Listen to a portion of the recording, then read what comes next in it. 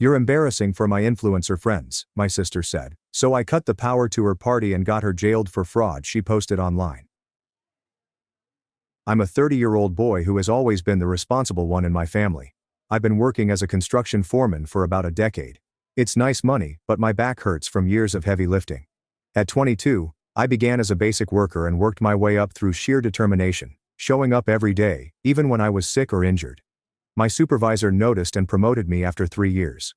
Now I oversee a crew that works primarily on commercial projects such as strip malls and office renovations. My parents, Diane and Ron, who are 58 and 60 years old, have always been extremely horrible with money. They were not always like this though.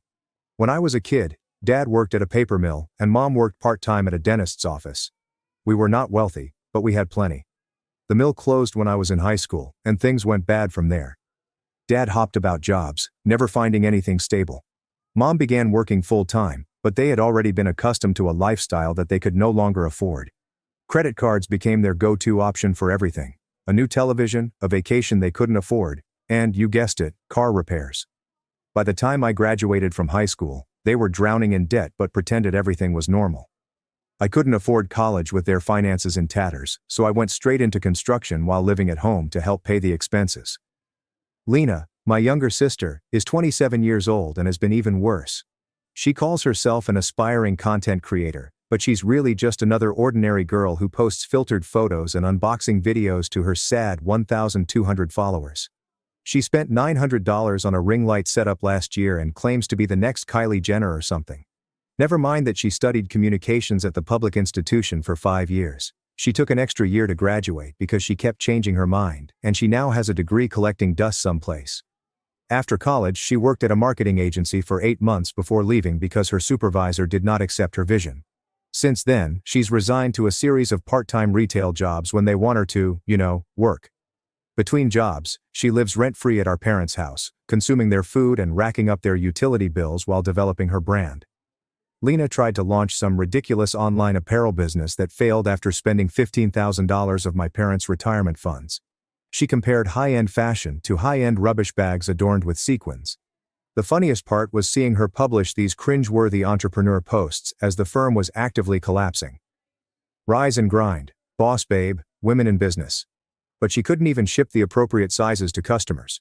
You understand the vibe, LOL. Lena had the nerve to offer me a shout-out package on Instagram as a Christmas present last year.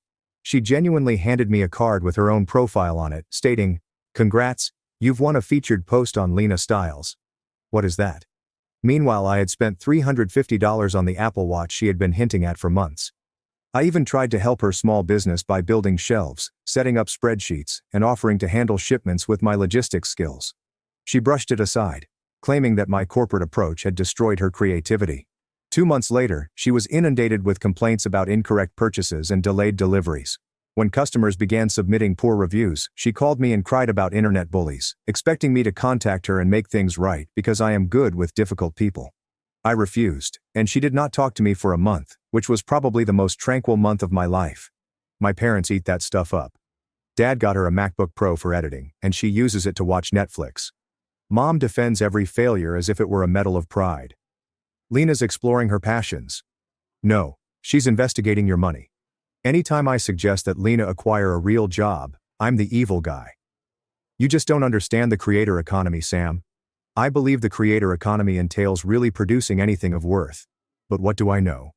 The worst was when Lena crashed her car while texting, and Mom contacted me instead of the insurance company. Lena's too upset to deal with this right now, she said, as if it excused everything. When I inquired about their coverage, I discovered that they had dropped it to liability only without informing me, despite the fact that I had specifically paid for their comprehensive policy 6 months prior. Lena's Instagram pictures revealed that the money had gone to her business retreat in Miami, which appeared to be a vacation. Since the boutique disaster 3 years ago, I've essentially been their safety net, covering their mortgage, $1,200 per month, when they fall behind, which is about every other month. Their house isn't even very nice, a 3-bedroom ranch in a fine but aging suburb. They could have paid it off by now if they had stayed to the initial 30-year mortgage. But because of all the refinancing, they are now 15 years in with 25 years left. I spent $3,800 on Lena's auto repairs last year since she couldn't afford them, yet she still made it to Coachella that month. She ignored basic maintenance until everything failed. Brakes were shot, the timing belt was about to snap, and the tires were bald. My Uncle Joe, the mechanic, even remarked, "Does she have a death wish?" Meanwhile, her Instagram was full of boat pictures and some guy with industry connections, whatever that is. I even paid Dad's $5,200 medical expenditures when he refused cheaper insurance. He stated that the hospital food was better on his plan. He has fundamental health conditions that he can manage if he takes his medications and eats some greens every now and then. Every time I buy food, the vegetables decay and the garbage vanishes like magic.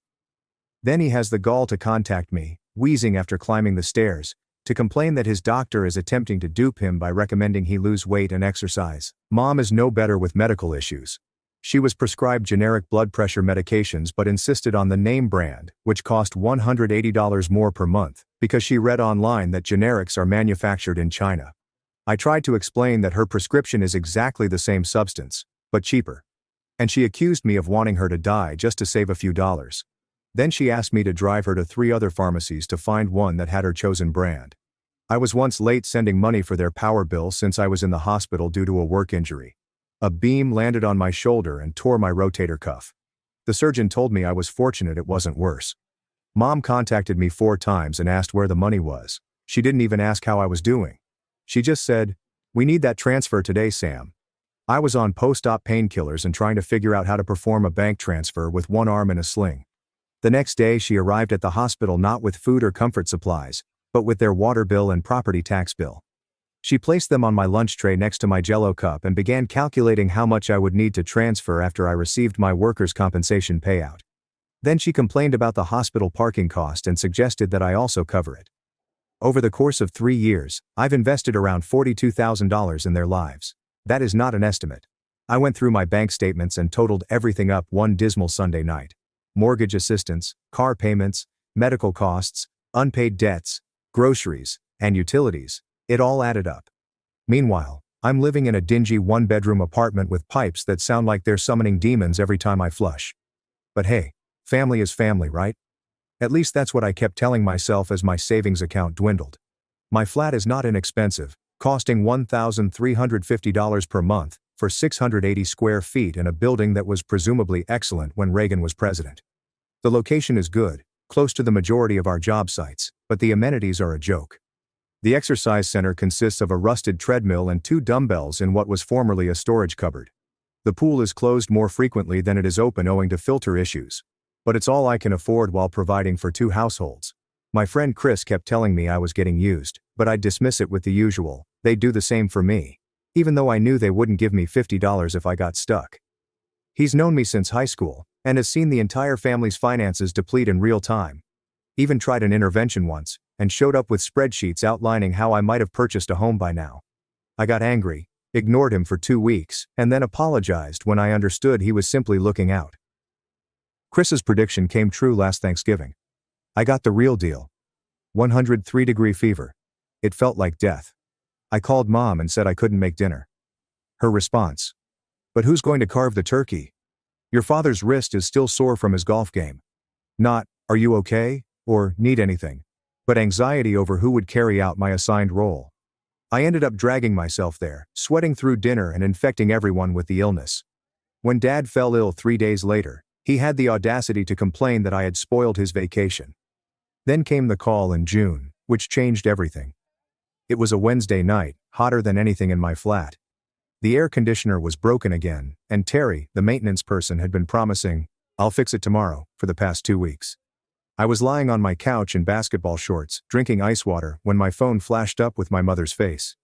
The window unit I'd purchased as a backup was laboring in the 94-degree heat, creating a horrible rattling noise every few minutes. I had just returned home from a 12-hour day monitoring a concrete pour that needed to be completed before the true heat set in. My shirt was still saturated with sweat, and I had the bone-deep tiredness that comes from standing all day.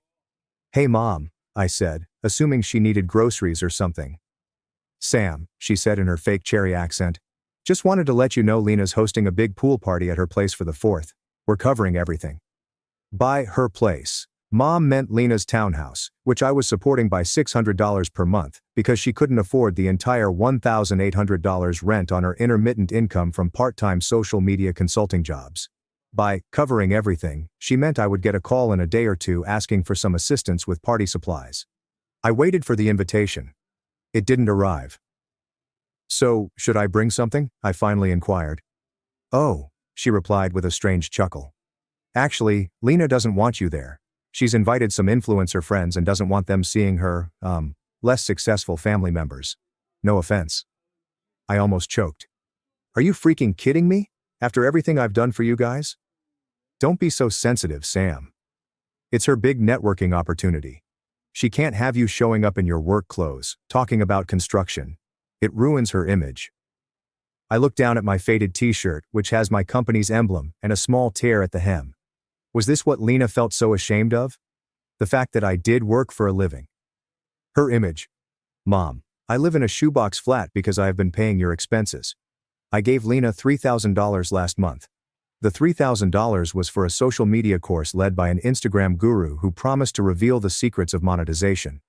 Lena swore that this was the investment that would ultimately propel her career. I'd had to postpone getting my truck's transmission service to cover it. The week after I handed her the money, she shared photos of a new designer purse with the hashtag self-investment. When I texted about it, she said it was borrowed from a friend for picture shoots. When I searched for that friend's profile, it did not exist. Well, that's your choice. Nobody asked you to do that. Anyway, Lena needs this for her career. Don't be selfish. I hung up and instantly launched my banking app. There was $9,800 transferred to them in the last 4 months alone. And I had just paid a $1,500 deposit for a lake house rental for the entire family for the week after the 4th.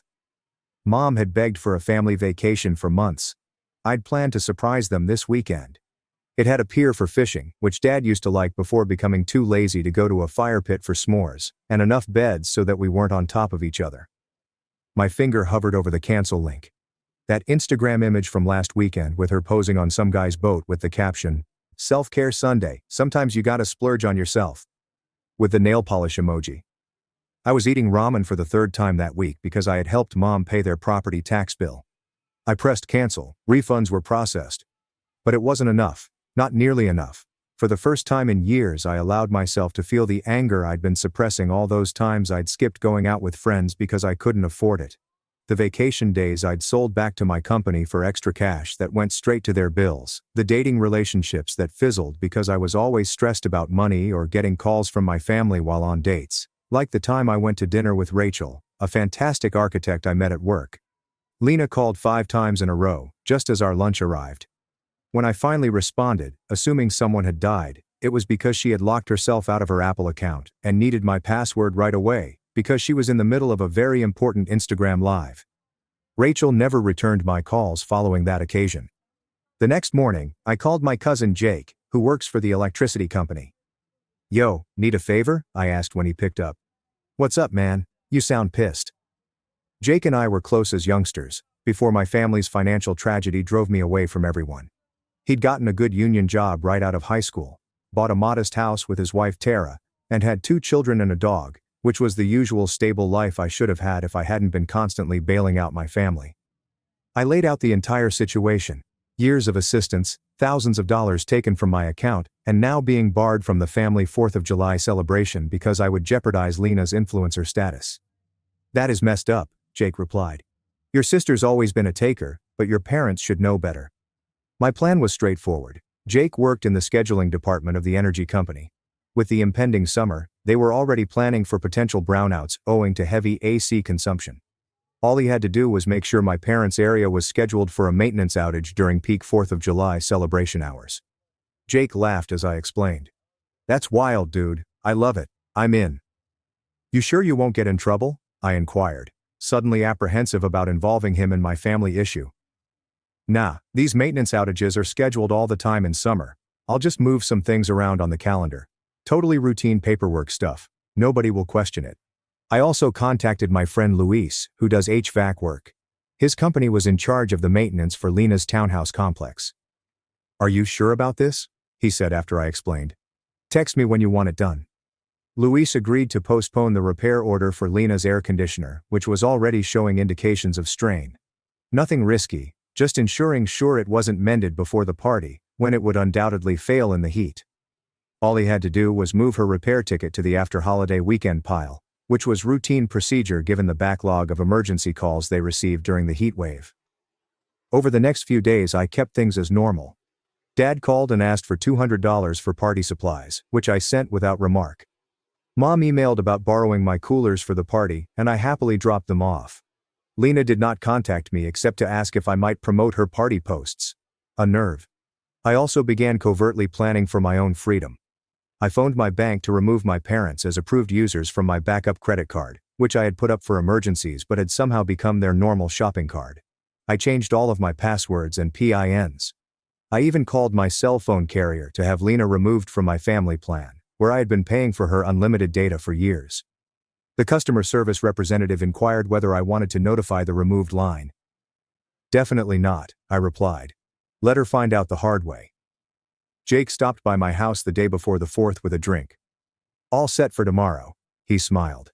Man, this heat wave is supposed to be brutal. Gonna hit 97 degrees. Yep, perfect timing.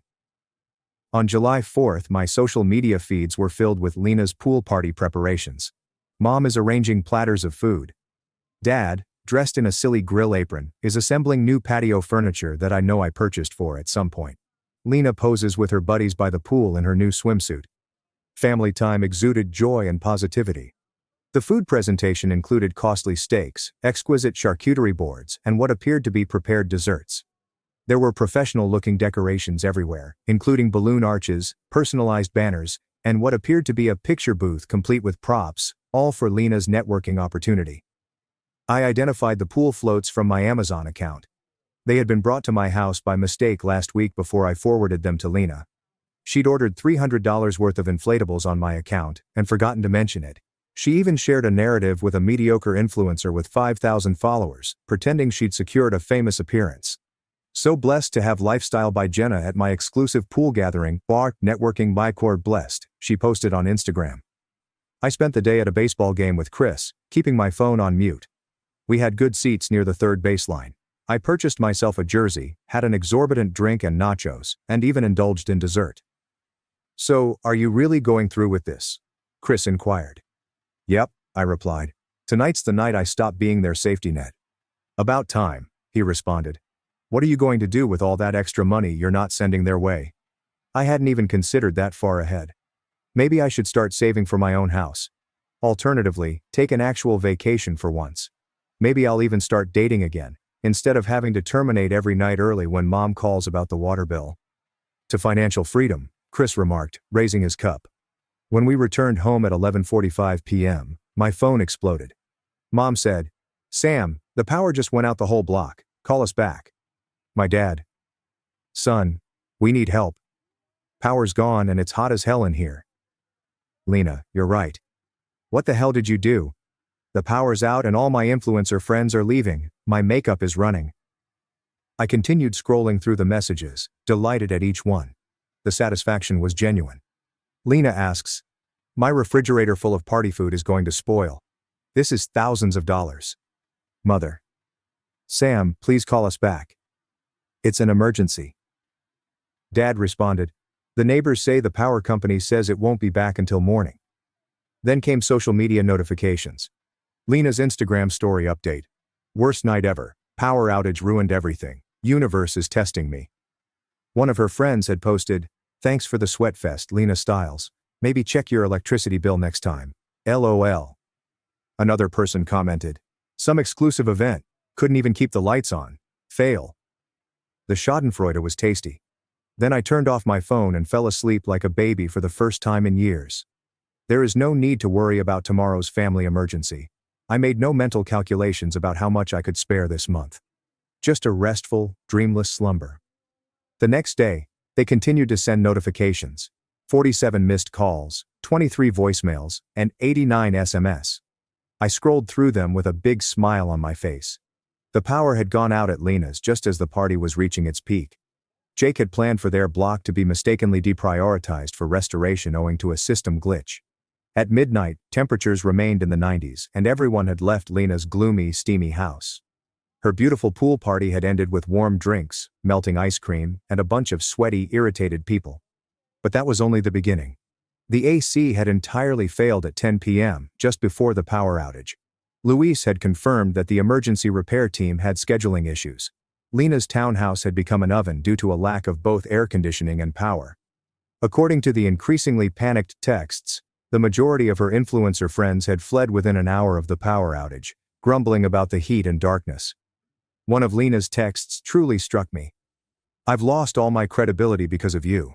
Lifestyle by Jenna unfollowed me. She was going to feature me in her upcoming collaboration." The misery of being unfollowed by nobody despite having a bot follower count. Tragedy. My parents had supposedly attempted to salvage the day by bringing over battery-powered candles, but it was too little, too late. The food had begun to rot in the heat. Without music, air conditioning, or even fans, the party died quickly. Mom's texts went from pleading to threatening, culminating in, "Your father's blood pressure is through the roof because of this stress. If anything happens to him, it's on you." Around 2 p.m., there was a pound at my door. Dad stood there, red-faced and sweaty, with Mom and Lena following him. "The power is still out," he complained, "and now the lake house reservation is gone. What the hell did you do?" I rested against the door frame, the cool air from my perfectly working AC cascading over me. They appeared harsh. Clearly no one had slept well in the heat. Lena's hair was frizzy, giving her the appearance of a pissed-off zombie. Mom's makeup was smudged, and Dad's shirt was covered with sweat stains. "Guess I'm not family enough for your party, but I'm family enough to fix your problems, huh?" "This isn't funny, Sam," Dad exclaimed. "It's 95 degrees in that house. Fix it, now." "You know what's not funny?" I took a step forward. "Being treated like dirt after I've carried all of you financially for years." Lena pushed past Dad, her expression contorted with rage. "You did this on purpose. You ruined everything. I had real influencers there. This could have been my big break." "Oh, like that chick with 5,000 followers who sells knockoff handbags from her mom's basement. But sure, I'm embarrassed." I laughed. "You're just jealous because I'm building something while you swing hammers all day like a caveman," she hollers. "Building what, Lena? Debt? Delusion? You've never earned an honest dollar in your life." I took out my phone and opened the banking app. "Want to see something interesting? Here's what I've sent you in the past year alone." I browsed through the transfers, from $600 to $850 to $1,200 and so on. "That's $16,400, Lena, just to you. Not counting what I've given Mom and Dad. Where's that building something money coming from?" "Oh right, my caveman job." Mom jumped in. "Sam, that's enough. How dare you speak to your sister that way after all we've done for you?" That was it. Something within me cracked. "All you've done for me? Are you freaking kidding me? I've given you $42,000 in 3 years. I live in a hole of an apartment while Lena posts about a luxury lifestyle from a house I basically pay for." Lena rolled her eyes. "Whatever. Can I use your shower? I have a sponsored post due today and I look like crap." I stared at her, unable to believe her nerve. She got it, whereas my parents just looked at me as if I was the problem. I was finished with this crap. "Get out," I instructed. "All of you. Get the hell out of my building." "What the hell do you mean get out?" Mom asked. "Get out!" I yelled so loudly that my neighbor's door cracked open. "I'm done being your freaking wallet. Figure it out yourselves." "You're going to regret this," Lena snarled as Dad drew her away. "You're dead to me." Then I slammed the door, drowning out their shouts. The following morning, the first thing I did was phone my bank. I froze the joint account I shared with my parents, which they occasionally drew from. I changed all of my passwords and deleted my card from Lena's Apple account, where she had been incurring her company costs. I went through my automatic payments list and canceled periodic transfers to my parents' energy companies, Lena's cell phone bill, and the additional insurance I was paying for Dad's car. Each cancellation felt like severing a link that had been holding me down. What is the total monthly savings? Every month, I was hemorrhaging $1,876.45 over $2,000 to fund their lifestyle. Then I called the utility company for both my parents' and Lena's homes. It turned out that I had been covertly brought back as the guarantor on both accounts last month, most likely because their credit was bad. My phone kept blowing up the entire time. Lena says, "My Netflix isn't working. Fix it now." Mom said, "Sam, why can't I access the emergency fund account?" "Your dad." "Son, this has gone too far. Cut it off now." I did not respond to any of them. But do you know what I did instead? I've booked a flight to Bali. 3 weeks. I leave on Friday. Something I had always wanted to do but couldn't afford because I was so busy bailing them out. Yes, I engaged a real travel agent who wanted to ensure that everything went perfectly. Helped me discover a fantastic offer on a seaside house. First big vacation, she inquired as I put down the deposit. First vacation where I'm only paying for myself, was my response. The total amounted to $4,300, which included flights, lodging, and some excursions. Less than what I usually spend on my family in a month. By the afternoon, the family group chat was on fire. She said, "I can't believe you do this to your own family." Dad said, "After everything we've sacrificed for you." "Lena, this is mine. Hope you enjoy being alone forever." Then my cousin Jake called. "Dude, your family is telling everyone you abandoned them. Your aunt just called me asking if you had a mental breakdown." Jake informed me that they were spreading rumors that I flipped out for no reason, cut them off, and was harsh. Lena was writing teary posts about poisonous family members and how money transforms people, using hashtags like Diner Healing Journey, while her followers flooded the comments with love and stay strong messages. I laughed and instructed him to transmit the posts. She was in full victim mode, stating that cutting off relatives was difficult and blaming jealousy on her success. What is the best part? Lena was uploading this from her healing retreat at the local Marriott, with room service receipts readily apparent on her Instagram stories.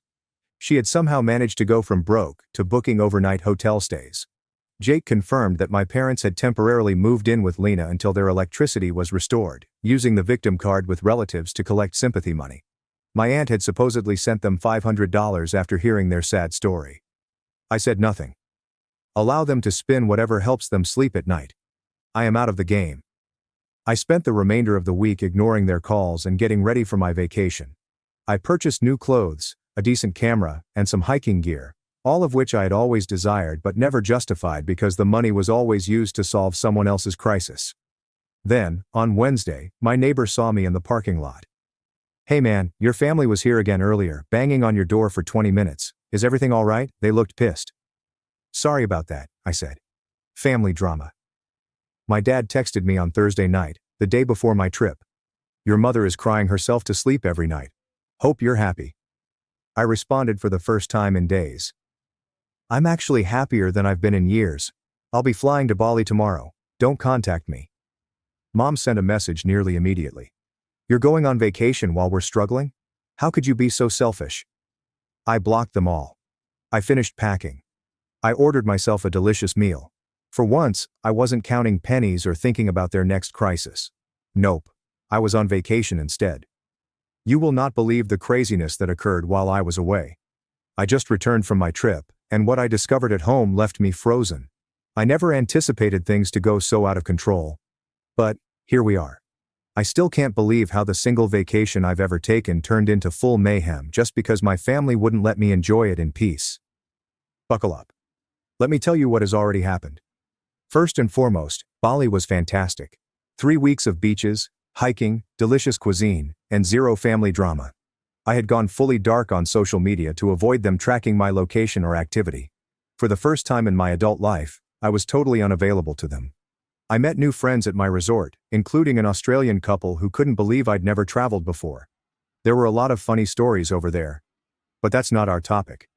Let me get to the bit you were all waiting for. When I returned home, I turned on my phone for the first time in weeks. As expected, the onslaught began immediately with hundreds of missed calls, voicemails, texts, and emails. I removed them all without reading. Whatever difficulties they had created while my absence were no longer my concern. But something felt strange when I arrived at my apartment complex. The front desk employee gave me a strange look. "Glad you're back, man. Your family's been causing scenes here almost daily." Great. This is exactly what I asked for. When I opened my door, I realized something was very wrong. Someone had broken into my apartment. Yeah, let's pretend we don't know who. Drawers were removed, the closet emptied, and furniture was relocated. Then I noticed they had a key. How did I miss this? I remembered my mother having guilted me into giving her a spare for emergencies years before. I had completely forgotten about it in my haste to get away. The first thing I noticed was that my laptop was missing. And they didn't just leave. They took it and returned it. I could tell since all of my files had been accessed recently. Next, my filing cabinet was disorganized. Important documents are strewn around. My social security card was lost. My birth certificate is missing. However, that wasn't the worst part. I checked my desk, where I kept my $2,500 emergency fund in a sealed fireproof box for genuine emergencies. The box was still present, but empty.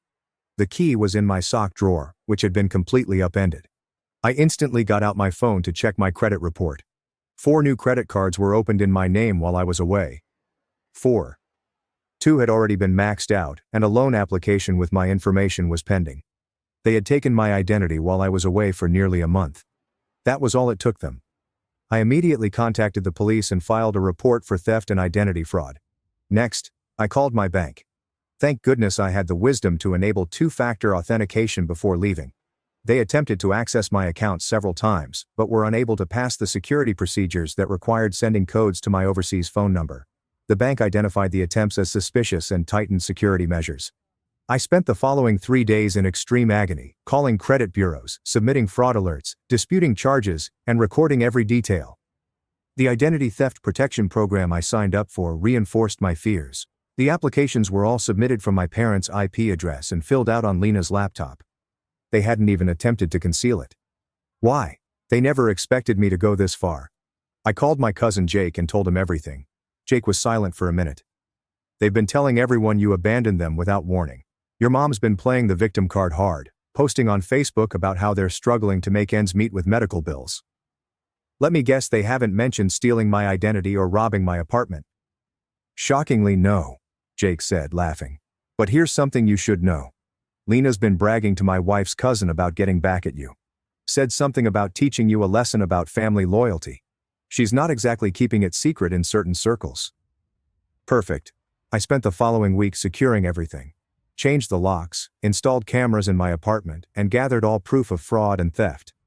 I then received a text from my father. We need to talk. Family dinner tomorrow night. Be there, or I'm calling your boss about your extended vacation. So they moved on to workplace threats. Nice. I did not answer, but I did contact my supervisor first. He's a solid individual. Just wanted to give you a heads up that my deranged family might try to cause problems. He laughed. Let them try. Your work speaks for itself, but thanks for the warning. Instead of attending their family meal, I went to the police station with my finished evidence file. The investigator assigned to my case began reviewing my detailed paperwork.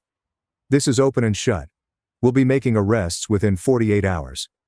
True to her promise, my dad and Lena were picked up the following day. What is your favorite aspect about living in a small town? Nothing remains hidden.